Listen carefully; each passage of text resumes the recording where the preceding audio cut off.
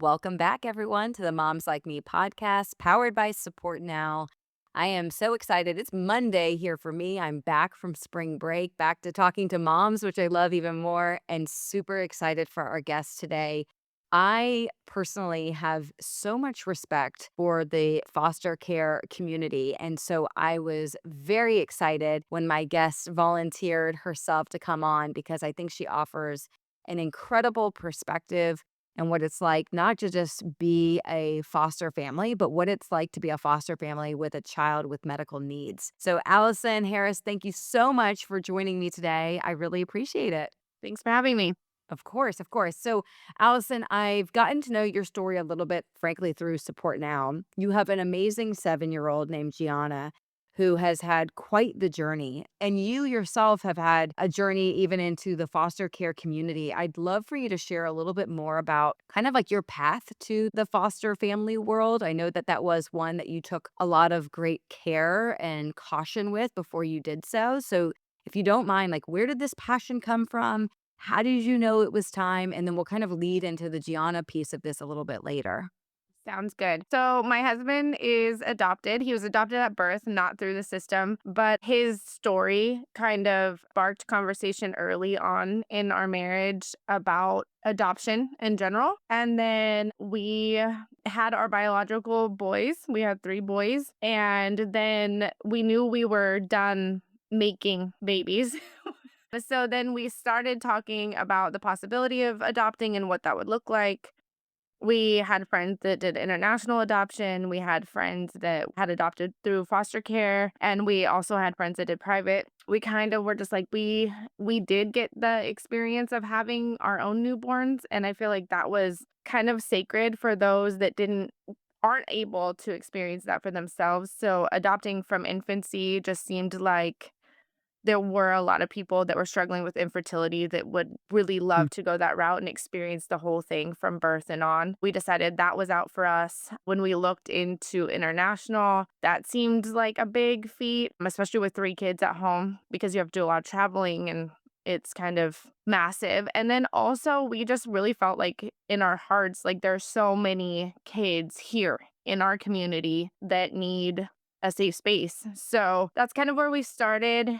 And like you mentioned, a foster family was like really important to us. We weren't just becoming foster parents. We wanted our boys to really play a big part in that because it's going to affect their whole lives. And so we decided to wait until our youngest, we felt like he could communicate well and talk to us about how he was feeling and what was going on. The foster care world is very emotional. Letting people into your lives knowing they can be taken away from your life at any moment is emotional, and that's hard for adults to process. So we really wanted our boys to be able to process that verbally and cognitively as well. So we waited till our youngest boy was 5 till to start the journey, and we had an agreement as a family that if we had a placement and that placement left, if there was any of the 5 of us that needed to wait and have a break, no matter how long that break was, that we were going to honor that. It just took one. There was no democracy, there was no voting, there was no being outweighed. If somebody needed emotionally to pause,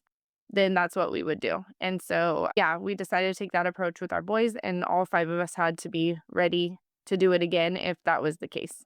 Amazing. I think that's such a sound advice. It's such a beautiful outlook on things and being so respectful of all of your children while also pursuing like frankly, it sounds like a dream of yours and your husband's to pursue as well. And I would imagine there's just a level of maturity in your boys that maybe some other boys don't Yeah. have because they're Oh, faced with right. questions and challenges of like what they actually have to wrestle with emotion because you're presenting them with not a problem, but with a new scenario that most kids don't necessarily, like, have in those early years. I am very eager for you to tell the story of when you got the call and when you knew that Gianna, your almost 7-year-old, was one that made sense for your family and to bring her in. So if you don't mind kind of replaying that phone call Sure. and everything that transpired there. Goosebumps just thinking about it. It's a crazy, like, whirlwind. I feel like we're a part of a Lifetime movie sometimes, like, the way it all the way it all came together. We had only had one previous placement in foster care prior to her. And we had 2 little girls that were sisters, and they were with us for 4 days.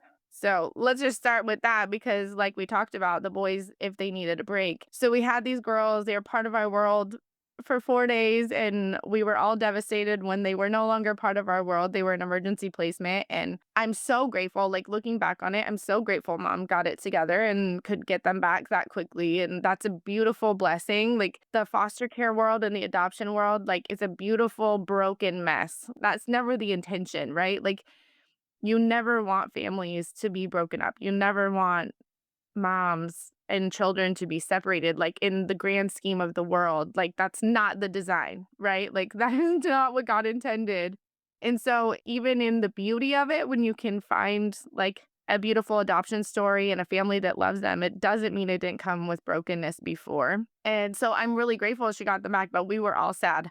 And I was like, "I'm never doing this again." Like, it was me. My oldest was pretty emotional. My other 2 were like, "Okay, when are we getting the next ones?" Like, they were ready. Me and my oldest were the most emotional, which is typical of our household, and so that was that was June, and then we naturally like, we weren't actively seeking the foster care world's a little bit weird if you don't know about it, like, there's emails that go out all the time about siblings or kids that have been waiting, so you can, like, look into that, and then if somebody, like, if this email like hits your heart, you can reach out and get more information. We just opted not to really look into that very much right after our first placement. And then fast forward a couple months later in September, we get an emergency call for what ends up being Gianna. And I can't tell you, there's so many God moments in our story where, like, I can't tell you why. Like, looking back on it, this makes no sense. Like, I don't know why I reacted like this. I don't know why I was ready all of a sudden. I don't know anything about it. But all of my boys are in the car with me, and we're driving my second to soccer practice. And we get a phone call, and it's our social worker. And they said, "There's a 4-month-old baby girl. She needs a home right away. It's an emergency placement, and she's blind, and that's all they know about her." And we had said for them to call my husband because he's much more rational, like most men versus women, like not as emotionally, but at the same time, I don't know that he would have made a decision, like, immediately. So with these emergency placements, they call you, they ask. If you ask for more information, if you say, "Hold on, I need to call my husband," if you hesitate in any way, most likely that child's not coming to you because they are calling, like, they need placement for this kid, like, now. So she's being Right. discharged from the hospital. So they need somebody that's ready to go. So they do this, like, phone web and, like, are calling a whole bunch of families, and it's whoever responds yes goes back into the pool, and then they decide from that yes pool. So, the words that come out of my mouth are, "I don't know why, but that doesn't scare me. Sure." So, I go to the yes pool, I hang up the phone, and then I realize I have 3 humans in my car that are probably like, "What's going." And sure enough, I got some peace about that too because I hang up the phone and one boy says, "So we have to learn Braille?" And that was like his statement because all we knew that was she was blind. And I was just like, this huge relief came over me because I was just like, what did I just say yes to? I don't know anything about this. It's crazy. So when you fill out a home study in foster care, you can put things that you like absolutely do not want to include, which sounds kind of cruel in a really weird way. Like for my husband, he really wanted a daughter. Like it seemed so gross. Like I didn't want to put like girl, like it has to be a girl. Like I hated that. Ooh. And I told him that. I was like, we're not putting that. Like, so we had said, we'll take a sibling set up to 2. We already have 2 kids, but we'd prefer one of them to be a girl. Like that was like his dream. And we had said some other things, and the only other thing we put on there was that we just didn't feel equipped to take on special needs. So enter So you God. had that was my next question. Did you have any experience with special needs, medical complexities with either your boys or in your family, your husband? Like, did anyone have exposure to this world prior to Gianna? No, I mean, we had had some traumatic things, like, our oldest was born early because of a fast heart rate, like, but everything had simmered out, like, we hadn't lived a special needs life or a medical life past, like, the NICU for a month, which, I mean, is in itself its own story, but, like, not like, I'm telling like, we put in our home study, like, we have 3 boys that are busy, like, we don't think we are equipped for special needs. It's not that we, like, wanted to say, like, we don't want to, but, like, we just don't know how to. It was Right. more of the deal, but God laughs at our plans like that. So Wow. And you got the phone call anyways. It's not like you've disqualified yourself right. because you put that down. It's just that if they see that there might be an opportunity, an opening with somebody, we're gonna give them a shot. The worst thing they say is no, and they just move on to the next family. Is that right? Exactly. Yeah, it's Okay. exactly like that, and then in foster care too, different people handle this differently. For my husband and I, it was not this way, but you can always, like, even after you have a placement, you can give, like, a 10-day notice, like, "Okay, like, this is not a good fit for our family, like, we think it's best for them to find another family." You can say you only want to foster and not foster to adopt. And so then if those kiddos end up going in an adoption avenue where their parents lose their rights, then sometimes they shift families to a family that is willing to take on forever. It's really complicated. My husband and I did not have that mindset at all. Like, even from the get-go, we're very like, we've coached and we've done church stuff with kids. Like, everybody's kid is our kid. Like, that's just kind of how we run our lives. We both had prior experience with friends with kids. Like, when we met, I lived with a roommate with a kid. Like, we've just always been all encompassing like that. So for us, it was once we taken a kid, like, they're ours until the powers that be say that they are not. That was kind of the gist, and everybody was excited for her to come into our lives. And at that point, we didn't know how long, like, if it was going to be a permanent situation or not. They did ask us because of the nature of her injury. They did ask us if we would consider adoption because they would like to not move kids as much as possible. So if we weren't even considering it when they already thought that legal things were gonna keep this kiddo away, that they might have made another decision, honestly. And of course, we were just like, "Of course, yes." But we got warned, so Wow. that's that part. But then throughout I feel like in this world, a lot of people give us a little bit too much credit. They're like, "Well, wow, you chose this." Like, especially in the traumatic brain injury world, like, we see, like, all these families, right? Like, they have these injuries in birth and, like, all of these things. And they're like, you have people like, "I don't know how you do it." And I'm like, "You would do it too." Like, if your kid gets in an accident tomorrow, like, you're going to take care of them. Like, it's not Right. tell me you wouldn't. And they're like, "No, but you chose it." And I was like, "Yeah, you give me a little too much credit though." Like, we had this tiny human and like, honestly, at that point, we were warned by neurologists and things of like what might come about. But like, I don't know about you, but like, when I'm holding a baby, like, and there's nothing to like, you looking at her, I wasn't like, "Oh, this is gonna be a lot."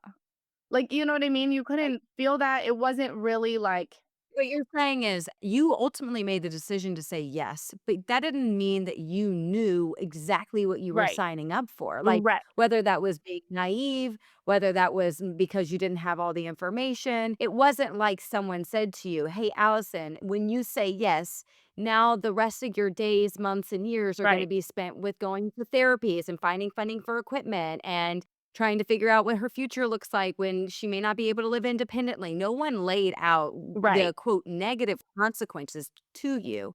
What was laid out to you is that you have an opportunity to take in a child who needs help immediately, who has some special needs, broadly defined. And right, so I understand what you're saying. Like, in on one sense, it's like, quote, I get too much credit. But on the other side of it is you didn't truly know what you were signing up for. It just felt something in you felt like mhm, this was the right decision for your family, and right, you were committed to it regardless of understanding yes, what those outcomes and consequences might look like, which is incredible. And, like, you still get credit for committing to the unknown when you already have experience with biological children. where you know that there's even with, neurotypical humans, it's a lot to handle. Right. Yes. I mean, Yeah. it just is. So, Allison, I want you to share a little bit more when you received Gianna. You talked about this before, like you looking down at her, and to you, she's this beautiful, precious baby. When did you start to understand, or when did you start to kind of unravel exactly what happened to her and her condition? Because it sounds to me that you knew a little bit of information, but you really didn't know much when you had said yes, at least initially. Yeah. So again, the blind thing, they didn't give us any more information. And then when it actually started, like the warning, if you will, started when they met us at our house. And so again, tiny human. I'm just excited to have a baby in the house, right? And then all of a sudden the social workers are like, okay, so she needs this medication at this time and this medication at this time. And I'm just like, wait, what's happening?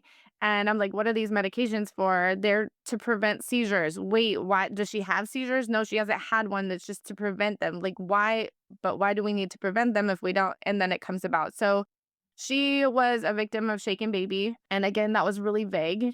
And then I learned that the reason she was blind was hemorrhaging in the back of her eyes from the shaking, which is, like, the key proponent to shaken baby. That's, like, kind of how they can tell. That's, like, the biggest, like, flag, like, of Mm. shaken baby is the hemorrhages in your eyes. So which is devastating. So now, like, I just can't imagine this, like, tiny human, like, somebody being I mean, I, again, have experience being a mom. My 2nd son, I thought I was gonna lose my mind because he screamed all the time, right? Like, I've definitely experienced that, like, "What am I supposed to do?" moment. Yeah. Yep. Yeah. I remember, like, "Okay, you're going in your crib. I'm shutting the door. I have to walk away from this," because, like, you just feel so desperate, like, there's nothing else you can do. So in my head, I'm just like, "But how does it get to that? Like, how does Yeah. it" you know? Yeah. Yeah, no. I think that parents of young children, if you don't have children, it's like, how is that even possible? How could Mhm. you even consider it? How does that even cross your mind? Right. When you have young children, especially if they're colicky, especially if they're not good sleepers or they just Right. are have a certain position, you can actually understand how it happens, Right. But how do even you if not you have could the never imagine self-control? doing it Right. yourself. Right. Right, right, and I'm to like your point, I think every mom has experienced that moment of, "Okay, I am feeling that almost like rage, like, I need to walk away from the situation until I calm down," and when you're fortunate enough to have a partner that right. can switch with you and can give you that space, now all of a sudden, "Okay, we've calmed down, we're good," Right. And to and do it all again the next day, right? Like exactly. But at the same time, I mean, I think about this all the time, Allison, I'm sure you do as well. If you're a single mom Yeah. and you're doing this by yourself and you don't have certain resources and community, Right. it doesn't shock me. Right. No, it doesn't. It's disturbing, but I mean that's the power of community, right? Like and really having a village and not even just when I think about that, I think about her situation and I think about how what the desperation looked like. There wasn't even a stability of like a safe home or a safe place. So like not even just having a person, but like I said, like, I was a stay-at-home mom, so my husband's at work, so if it's happening during the day when we're both already exhausted from the night, right? And I don't have another person for sure, but I do have a safe place for him to be. I do have a crib with his own room for me to shut the door and take a break and know that he's in a safe place. And when I look back on what her situation was at that time, that wasn't even an option. So it was not by the hands of her biological family. I will say that. And again, to your point, like reaching out and wanting a village, it's so badly that we choose the wrong people to, be around there. And then, yeah, it's just pure, obviously, devastation because nobody biological or myself. Like, I think about it and I'm just like, "Oh my gosh." And the Mm. disturbing part, I guess, for me, it's like I get goosebumps and I get, like, so much rage for someone that can hurt a vulnerable anyone that's vulnerable, honestly, anybody with a disability, any older person, any like, right? Like, Yeah. that's just, like, unheard of. But when selfishly, I think about the whole thing and I'm just like, without that happening, I wouldn't have my daughter. And that's, like, Yeah. such a weird, like, I hate that it, like, my brain goes there sometimes because I'm just like, I would never want this for her. But at the same time, like, I wouldn't have her and she wouldn't be mine, and, like, that's insane to me, like, I can't imagine my life without her, and I can't imagine who my boys would be without her, and you know what I mean? Like, it's changed our whole family dynamic, and she's taught us so much, like, about the world and in life in general, and so, like, it's really conflicting for me because I see how disgusting it is. And then I find also the beauty in, like, our completed family because of the whole situation. So when you get all this information about her situation, you understand that, she is blind as a result of shaken baby syndrome. Like, do you recall, Allison, how you felt? Like, were you overwhelmed? Where you're like, oh, shoot, I made like, or was it just like, okay, like, we're just going to keep going. What do I need to do next? Like, what do you remember? Like, you feel like the type of person that just like, that was almost like over functioning in the moment and just so excited to have the opportunity that like you couldn't even make sense of, like, what they were actually saying because it was just like, "Okay, well, th I'm a mom, and moms just figure it out." Yeah, Was that the right generally read? I generally yes, I think you hit it on the head. There were moments of being completely overwhelmed, but again, I think a lot of it was just foster care system in general. When you're a resource family, like, there are so many things you have to get done, especially in the beginning. Like, you have to go to Yeah, the doctor within 10 days. You have to do this, and you have to do this, and you have to do this, and so it's just like, go, go, go, go, go, right? And right. I have 3 boys that are going at the same time, so you just go on hyperdrive and, like, what's my checklist? Like, what's my checklist? So then when we show up to neuro and I have this incredible neurologist that's like, he himself has a son with a brain injury. So, and he's an old geezer of a wonderful human. Like, he's experienced so many of like these incident, unfortunately. Yeah. He literally is like, "Are you sure?" Like, he straight up asked me, first appointment, "Are you sure? I see on the chart you say that you're willing to adopt. Are you sure you want this? Do you know that she probably will have braces in on," and I loved how he put it because all the other doctors later really put her in this box, like, "She's not gonna do this, she's not gonna do this." He was very much like, "She will probably need this. She will probably need this. She will Mm, probably," but I remember hearing it, but it was like, "Wah, wah, wah, wah," like, you know what I mean? Like, "Okay, okay," yep. like, "We'll wait and see," like, I don't nobody knows, like, exactly what that is. So those hemorrhages end up dissipating on their own, which was great. That doesn't Wow. always happen for everybody. She's still legally blind, but it's a brain-eye connection issue. Ken? But then she did begin having seizures, like, a couple months later, which was super overwhelming. That was probably, like, I think when it started hitting me the hardest. Like, she has epilepsy. Like, this is not, you know what? That wasn't one of the things that, like, when I thought of disability, I don't know, like, I thought about being, like, in a wheelchair. I thought about her having, like, learning delays, like, maybe, like, certain things, but I don't think I was prepared for epilepsy and what that does. That was really overwhelming, and then I was not really not prepared for, like, the regression, like, what happens with brain damage, which is crazy, is, like, she developed normally for a while and then hit, like, a blockade, and we were like she was, like, a year and a half before we really saw things, like, take a turn, which was crazy, and so, I mean, at that point, like, we're fully you know what I mean? Like, there's no turning back, and I'm just like, "Oh, she's doing great, like, she's doing great.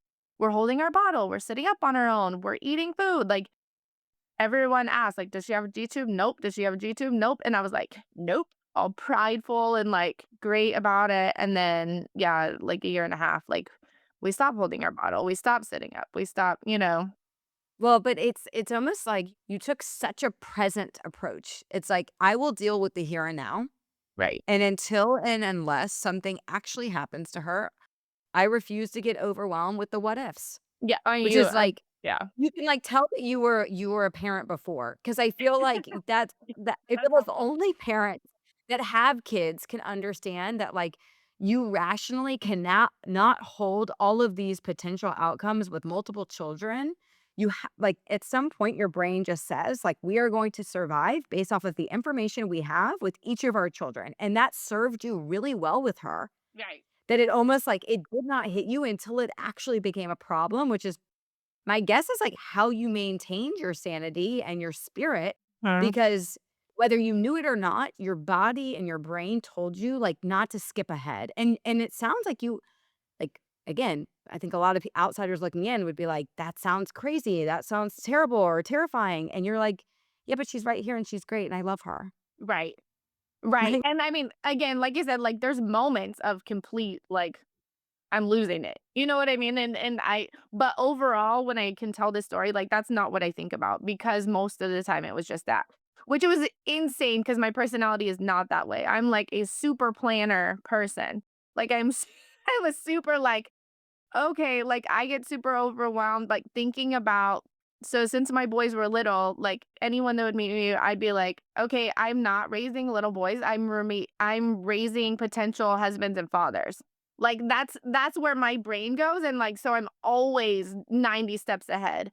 And so I really feel like she was brought into our lives mostly to like get me to be more present and get me to be more like cuz I cannot plan. I do not know what this girl is going to do from one day to the next, much less in 5 years. that's really interesting. I've actually seen this theme on Instagram and TikTok about being, like, a type A person, but, like, a type B or type C mom. Right? You sound like you, like, Yes. fall into Yes. that, like, So overall, as a personality. I've been obsessed with that lately. The type C mom has totally taken over my life. Like it's Yeah, it's like, I like may not have, like, a bag fully packed for you and all this and that, but, like, I'm on top of my stuff. well It's there's just I just do it my own way because, to your point, if you're gonna build independence and confidence in your small humans, and that means that, like, not everything could be teed up for them perfectly all the time. right. Well, and honestly, like with Gianna, my life doesn't allow it. I now have been focused on teaching my boys what a mom's mental load looks like. I like really want them to understand this so that their future partners can like really thank me later. Because I'm just like, you guys don't ask me what you can do. Like, look around. I know you have eyes. Figure it out. Like my boys are incredible, by the way. We did end up getting a YouTube at some point and other stuff, medication, everything. They just jump in and they ask to learn.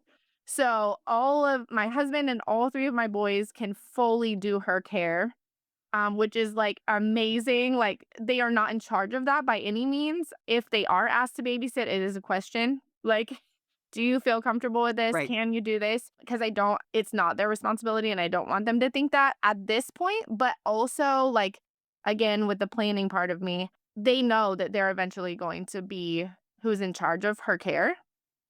And so it's very interesting. And they're all so confident and they all, like, take part in it. Like, if that feeding pump is beeping, it's the first person to get to her that handles it. We don't like it's just not a thing, and if there's a lot of busy things, like, they respect and love that me and my husband can be at whoever is having a game or an awards assembly, and, like, whoever's not busy, willing to stay home with this and handle that because they know that we can't fully be present at some of those things if she's there too because she's loud and she like, whatever the case may be, and it's the most beautiful thing. They were amazing humans before her, and, like, it's just Yeah. been my favorite thing. Like, one of my biggest fears becoming a foster parent was bringing trauma into our home and affecting our biological kids that we chose to bring into this world in a negative way, and that's a very real thing because every kid from foster care comes with trauma. Whether it's physical, emotional, like, Right. it just does.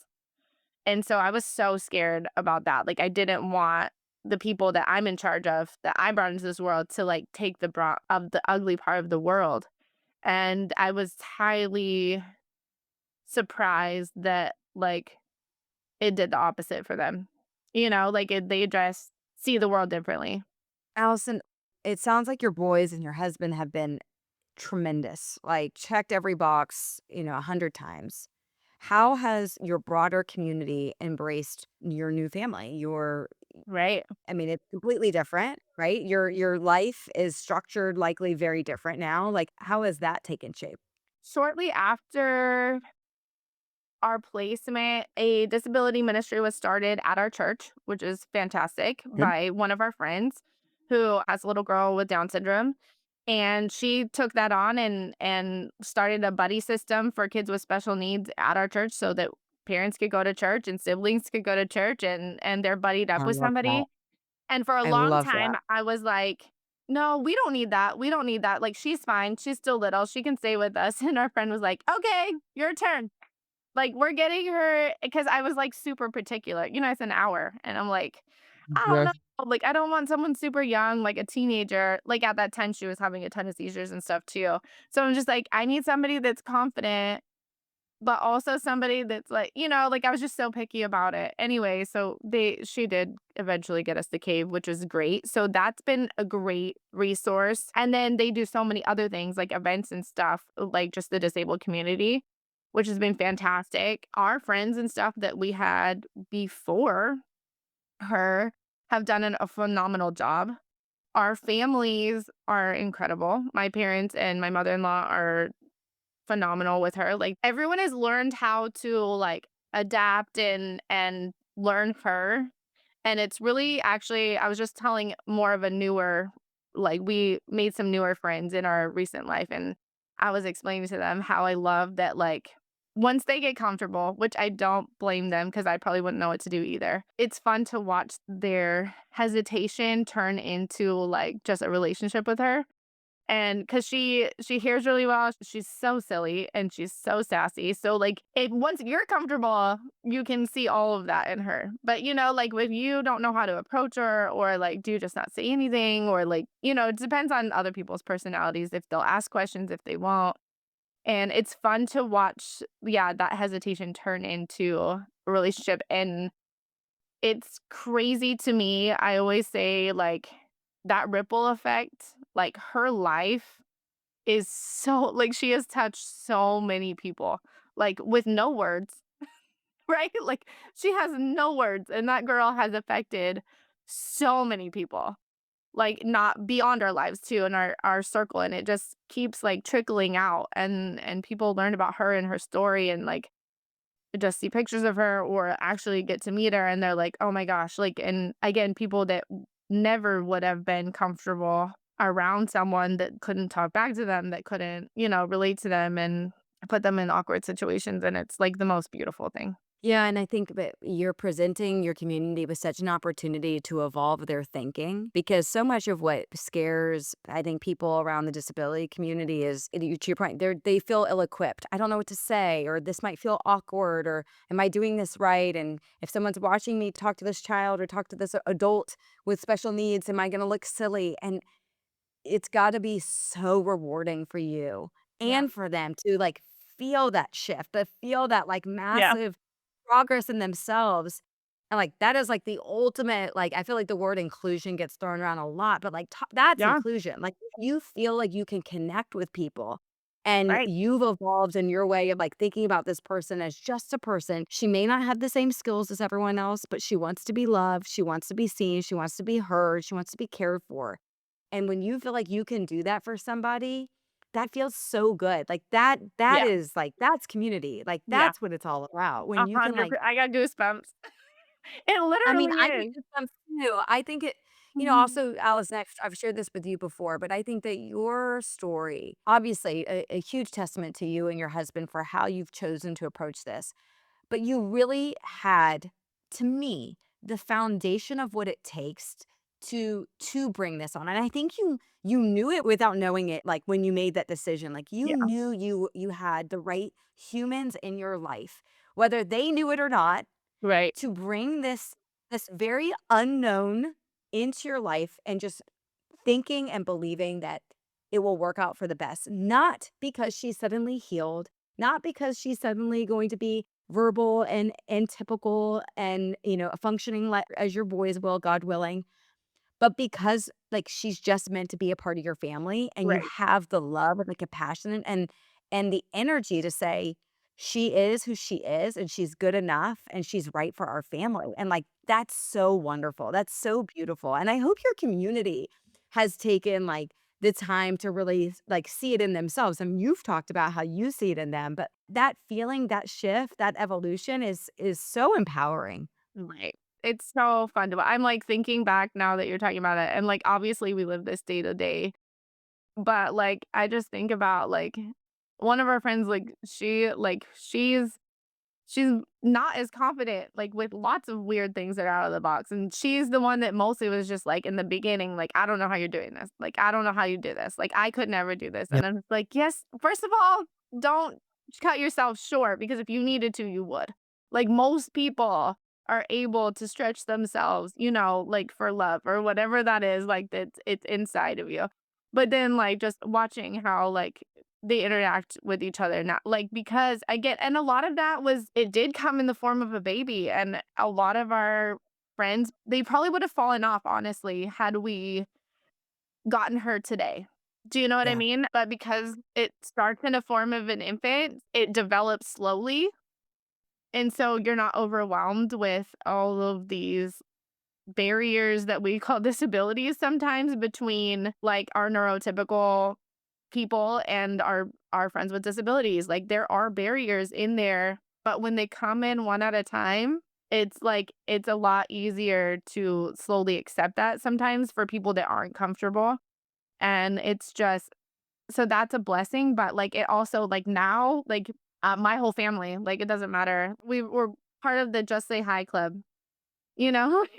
Like, don't make it weird. Just say hi. Like, whether they're gonna respond, whether they're gonna hear you or not, like, just say hi. Like, it's fine. If it develops more into a bigger conversation, that's fine too. I always tell everybody, like, I was this way as a mom too. I'm a answer the question kind of girl. Like, her story is her story, and none of it needs to be shameful, is what it is. And she does have some limitations, like, is love through them. And it doesn't mean we're not going to try to push those limitations a little bit if we can to give her the best quality of life. But, like, the best question sometimes to, like, lead into this is just like, "Hey, do you mind sharing part of her story?" You know what I mean? And I feel like shifting it to a story rather than a diagnosis, or it seems so less Mm. brash, for me, I feel more comfortable asking that way, and I feel like if people ask me that way, it's easy for me then to decide which part of her story I wanna share with you, whether I wanna go into the whole novel, whether I wanna just give you like, "What are you searching for?" And then I can ask a follow-up question, like, "Are you interested in her medical story?" Or you know what I mean? Like, "Which part of her story would you like to know?" I absolutely love that. Well, it's such an amazing piece of advice for a reframe for people that are observing families with a special needs child, or, if you are curious but you're not sure how to approach it, instead of trying to figure out what does she have or what does he Right. have or what happened. It's Do It's you mind hard sharing me a though. little bit more about her story? Everybody That's such a thoughtful way of saying, to your point, like, humans are not their diagnoses. Humans Right, are not just like labels. Like, we're all made up of stories. Like, who are right. you? What's Yeah, happening here? I yeah, think that's such a, again, easier said than done. Totally agree with you. right, But with the right confidence, with the right tone, right. obviously, and I reading the think that's room a lot. appropriately. I think that's Yeah, yeah, you can appropriately go up to a family and say, "I've been observing, or I've been looking at, your daughter, your son, and I'm just curious, like, what's her story? Do you mind sharing? Like, right, I just wanna learn about her." That right, that sounds empowering as a mom to yeah, say, "Oh, you wanna learn about her and how right, amazing she is?" Not like, "Oh, she has, XYZ diagnosis, and she's on these treatments, and this is why she can't do certain things." That exactly. feels, like, very limiting in scope versus, like, who she is, like, broadly. Right. So sometimes my answer, like, if I can sense it depends on our scenario and obviously my mood, honestly, Right. how far I wanna go into it, Of but course. sometimes I'm just like, I notice people observing, and sometimes I break the ice if I know it's gonna be somebody that I'm gonna see often, just because I feel like we don't need to, like, sit in this awkward, like, elephant in the room kinda deal, so I'll just be like, "Hi, this is Gianna. She's Yeah. 6 years old. She is very sassy, and if you get too close, she's gonna bite you." You know what I mean? Like, just, like, Yep. little things, and then we can kinda see where the conversation goes, and sometimes, you just have to read it. We are not a super PC family when it comes to this, and I know some people get really offended by certain questions or certain I've decided not to take that approach just because I feel like I remember what it was like prior to Gianna, like me not knowing my comfort level, not wanting to ignore that Yeah. human or that family, but also not knowing what to do. So, we try to be pretty relaxed about it instead of Well, Allison, next time defensive. anyone of those people come up to you and say, "What's her story?" and you don't have the energy, you can just send them this podcast link. You say, Perfect, "What's your number? I'll perfect. text you this. I'll text you this recording, and we'll just you can skip to the good part. Put me on 2x speed, and I we'll go love from it. there." Alice, Mm, you really are such a light. I knew from the second I met you that this would be a wonderful conversation. There's so many themes here for not just foster families, but just for any mom of a special needs child and really just motherhood in general. I mean, you come with such perspective because you know what it's like to have, three biological kids that are again typical, neurotypical. You know what it's like to not have that. And yet like you radiate this like positivity, yet some practical, like there I'm sure. I know you've told me like there are still hard days, there are still hard moments mhm, and you have laid the foundation for Gianna to feel loved and frankly to feel enough. And I think that's what so much of what motherhood is really it really is all about is like teaching your kids that they are enough as they yeah, are. 100%. As you are, like of course, like we always want the most and the best. And like Gianna is such a beautiful example of like, yeah, and she is perfect. Right, For anyone listening, we're going to link Gianna's registry in case anyone is interested in further supporting her journey. There are multiple ways of really empowering this family towards stem cell therapy, neuro exercise programs. Again, for families like Allison's, like, there's no shortage of opportunities to improve quality of life. So, with your permission, Allison, we'd love to share that with our viewers. And most importantly, I just want to say thank you. I have personally learned a great deal from you in both of our conversations and hope to have the opportunity to continue the conversation in days and weeks to come. awesome. Thanks for having me, Jordan.